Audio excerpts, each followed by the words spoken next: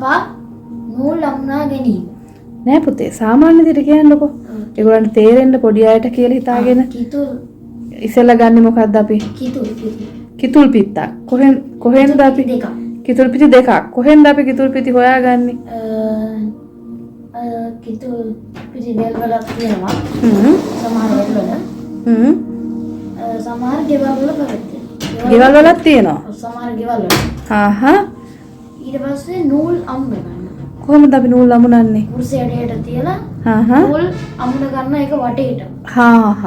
ඊට පස්සේ තියලා සවුකොළ අලවන. ඒ කියන්නේ දැන් කුරුසෙඩේට කිතුල් පිටි දෙක තියාගෙන මේ ත්‍රිකෝණ ටික අපි නූල් වලින් හදන්න ඕනේ. නූල් වලින් මේ විදිහට හදාගන්න.